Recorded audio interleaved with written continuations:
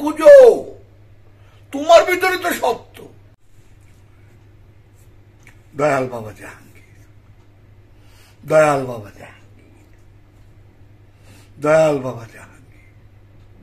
বাবা জাহাঙ্গীর, তুমি আমার রহমতুল লিল আলামিন।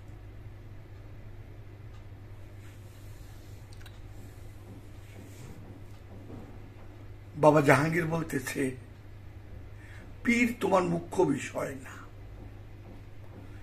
পীর তোমার মুখ্য বিষয় না, তোমার মুখ্য বিষয় হইল আমি সত্য পাবো কিভাবে, আমি নিজেকে চিনব কিভাবে, আমার এই দেহ খাতার মধ্যে কথা কয় কে, আমি তো তারই চিনলাম না। পীর তোমার মুখ্য বিষয় না, বাবা জাহাঙ্গীর বলতেছে। তাই বাবা জাহাঙ্গীর বলতেছে, পীর বড় নয়, সত্য পাওয়াই বড়। যে নিজেকে চিনতে পারছে, সে আল্লাহকে চিনতে পারছে, তাহলে তোমার ভিতরে সব সত্য। আবার বলতেছে, উদুনি আস্তাদে ব্লাকুম, তুমি একা হও, আমি সাথে সাথে যোগ দেব, তুমি একা হও। পীর বড় নয়, সত্য পাওয়াই বড়।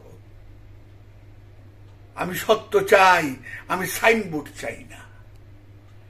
এই খেলাফতের সাইনবোর্ড, খলিফার সাইনবোর্ড, মুরিদদের সাইনবোর্ড, ধ্যান সাধনার সাইনবোর্ড আমার প্রয়োজন নাই তো। বাবা বলতেছে, আমি সত্য চাই, আমি সাইনবোর্ড চাই না।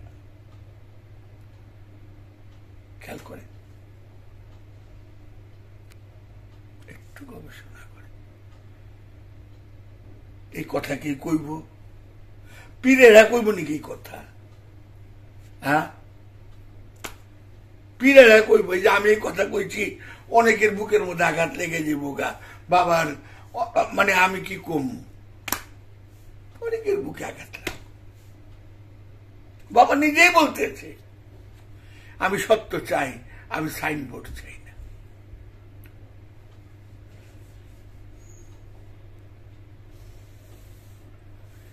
একটা জিনিস দেখেন তো, মুসা নবী নীল নদ ভাগ করে ফেললেন একটা লাঠির খোঁচা দিয়ে।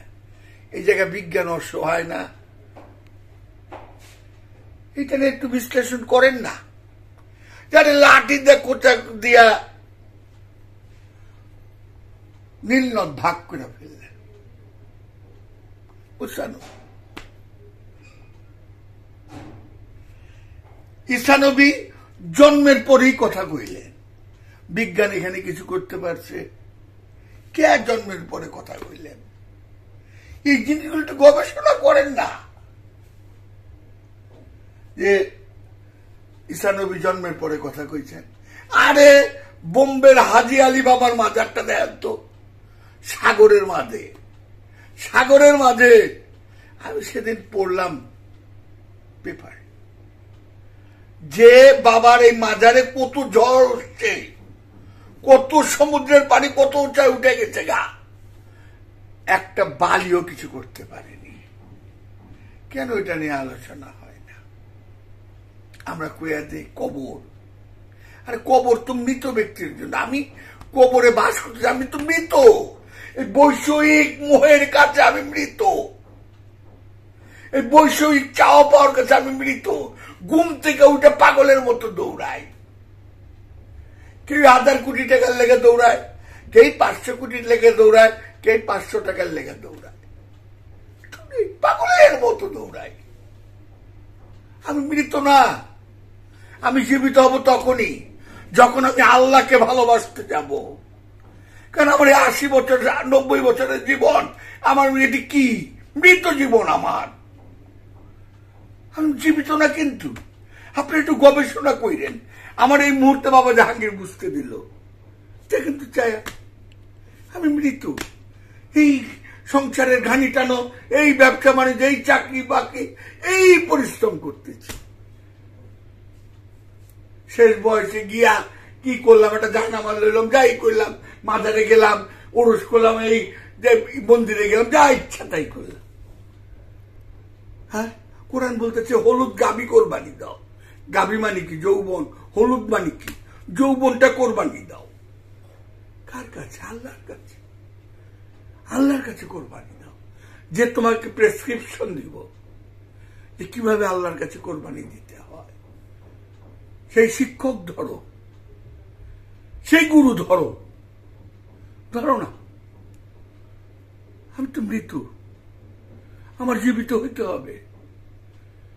আমি বসে মোহ ফেলে মোহর ভিতর থেকে আমি আমার আল্লাহরে ভালোবাসি না। এত চাহিদা, এত। হাজি আলী বাবার মাজারে জ্বর, সমুদ্রের পানি, আরে একটা বালু পর্যন্ত সরাইতে পারে না।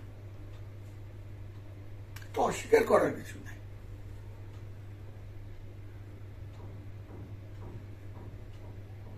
গোলাপ শাহ বাবার মাজারে এই কইতে আছে না, এই যে সলেমান শাহ বাবার এখানে, হায় রে, লক্ষ লক্ষ মানুষ। এই কি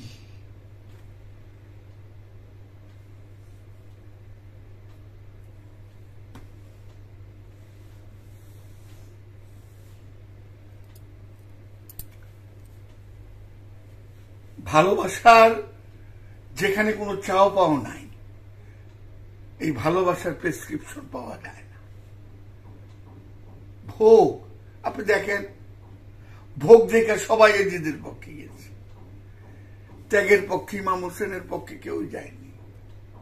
একটু চিন্তা করেন, একটু গবেষণা করেন যে কে ইমাম হোসেন বাবার পক্ষে গেল না, একজন কেন গেল না? 32 জন গেলেন হুরান। এরা যখন নাকি ইমাম হোসেন বাবা বললেন, তোমাদের মধ্যে কি আমার নানার একজন উম্মত নাই? আমার নানার উম্মত নাই। তারপরেও যাওয়ার পরে জিজ্ঞেস করলেন, আপনারা যে আসলেন কেন? জানেন? জানি, নিশ্চিত মৃত্যু।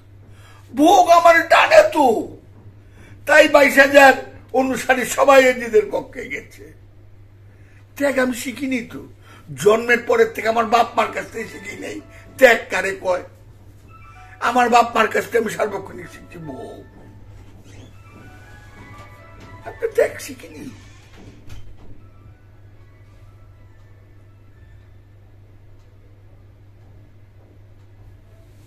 দয়াল বাবা যান, দয়াল বাবা।